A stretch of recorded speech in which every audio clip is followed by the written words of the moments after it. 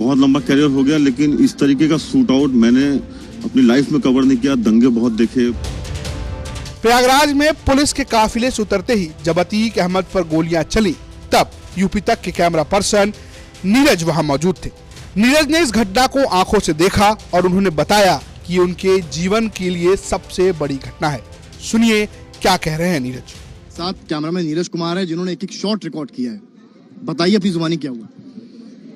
बहुत लंबा करियर हो गया, लेकिन इस तरीके का शूट आउट मैंने अपनी लाइफ में कवर नहीं किया। दंगे बहुत देखे, बहुत कुछ देखा, लेकिन जब पुलिस अंदर आई और हम लोग कैजुअली साथ में आ रहे थे। अमूमन ऐसा होता है कि कोई क्रिमिनल आता है तो हम लोग साथ में उसको कवर करते हुए जाते हैं, और एकदम से हम इंतजार कर रहे थे काफी देर। बिल्कुल, हम लोग करीब आधे घंटे से वेट कर रहे थे कि अतीक अहमद आएगा, और हम लोग उसकी बाइट के लिए इंतजार कर रहे थे कि एक शब्द वो बोलेगा। और जैसे शुरू करना है शुरू कर, बिल्कुल यहाँ से जैसे ही आप बात करना शुरू करते हैं और हम लोग पीछे पीछे जाते हैं, और जैसे ही बोलना शुरू करता है, जैसे ही अतीक अहमद और असद वो उसका भाई बोलना शुरू करता है, और एकदम से तड़तड़ाहट की आवाज आती है, और ऐसे लगता है कि जैसे पटाखे दगने लगे। मैं अपने आंखों के सामने धुआं देख पाता हूँ। एकदम से आप धुआं देख पाते हैं, मुझे एक हल्का सा बर्न नजर आता है, और मैं 2 कदम पीछे हटके मैं देखता हूँ, और एकदम से फायर, और सब तितर बितर हो जाते हैं, इंक्लूडिंग जितने पुलिस वाले थे उनको भी समझ में नहीं आया, और वो एकदम से पीछे हटे।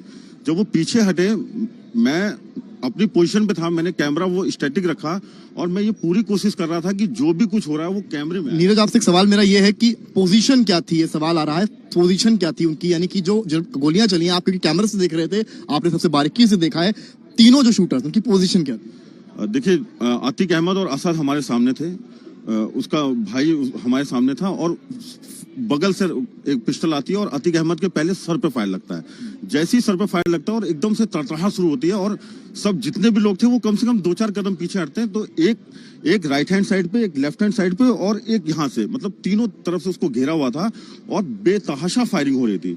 इतनी फायरिंग हो रही थी कि किसी को कुछ नहीं समझ में आया, और विद इन अ सेकेंड्स जब वो फायर बंद हुआ तब उनको कैप्चर किया गया, और उन्होंने पिस्टल छोड़ी और हाथ खड़े किए, सरेंडर सरेंडर, और उन्होंने नारे लगाए, और जैसे ही सरेंडर उन्होंने बोला, पुलिस ने उनको पकड़ लिया, और उसमें से एक था वो लेट गया, हाथ खड़े किए, और उसके बाद वो लेट गया। उन्होंने खुद सरेंडर कर दिया। पुलिस ने, ऐसा नहीं था कि पुलिस ने रिटेलिएट, कामयाबी नहीं थी कि वहां पर ऐसा कुछ भी नहीं था। पुलिस की तरफ, पुलिस भी तितर बितर हो गई थी जब जिस तरह से गोलियां चल रही थी।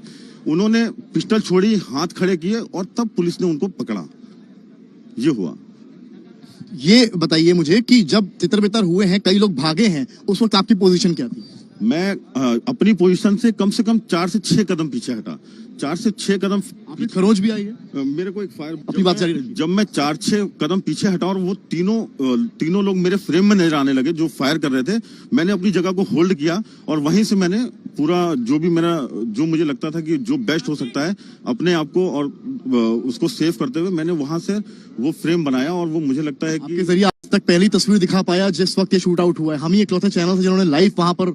नहीं, बिल्कुल, हम लोग ग्राउंड पे रहते इसीलिए हैं कि अपने दर्शकों को जो भी बेस्ट हो सके वो दिखाएं, और हम यहाँ से साबरमती तक गए, जितनी फोर्स थी वो हमको यहाँ पे नजर नहीं आ रही थी। सवाल ये है कि जहां पर स्पॉट है वो कैमरा एक पड़ा हुआ है और एक माइक दिख रहा है, और ये बताया पुलिस ने है कि ये उन्हीं लोग का था, वो पत्रकार के वेश में आए थे। तो कुछ अंदाजा आपको लगा था बॉडी लैंग्वेज से कि कोई इस तरह से अपने साथियों में आ जाए? नहीं, ऐसा कुछ नहीं था। 4-6 चैनल थे, और कुछ लोकल के थे जिनको हम जब से इलाहाबाद में मैं कवर करने आता हूँ, जिनको मैं देखता रहता हूँ। मुझे बिल्कुल अंदाजा नहीं था कि कोई ऐसा व्यक्ति होगा, और ये सही बात है कि एक कैमरा और एक आईडी पड़ी है जिसको कोई क्लेम नहीं कर रहा है कि वो मेरा है, तो ये अंदाजा लगाया जा सकता है कि हो सकता है कि वो उसी भेष में आए हों, लेकिन ये पुख्ता तौर पे नहीं कहा जा सकता है कि वो पत्रकार के भेष में। मेरे वहां पर रोंगटे खड़े हो गए थे, क्योंकि जिस वक्त शूट आउट हुआ है, आपकी मनोस्थिति क्या थी दिमागी तौर पर? आप उस वक्त क्या सोच रहे थे? मुझे लगता है कि वो 30-35 सेकंड जो गोली की तड़तड़ाहट थी, वो मुझे समझ में नहीं आ रहा था कि ये हुआ क्या है। लेकिन जब मैं 4-6 कदम हटा, और एकदम से मुझे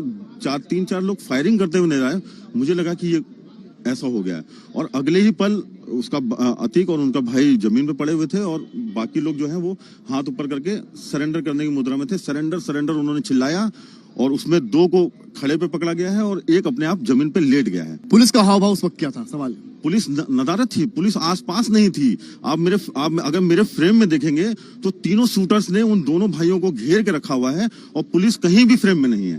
पुलिस अपनी खुद जान बचा रही थी। बिल्कुल जान बचा रही थी, बिल्कुल जान बचा रही थी पुलिस। आपको मैंने वाइट खोल उस बात की फिक्र नहीं थी वहाँ कितने पत्रकार खड़े हैं? मुझे नहीं लगता है कि होगी। मुझे लगता है कि जिस तरह की गोलीबारी हुई है, सब अपनी जान बचा के भाग रहे होंगे, तो पुलिस ने भी सोचा यही बेहतर है कि पहले जान बचाई जाए, बाद में देखा जाएगा।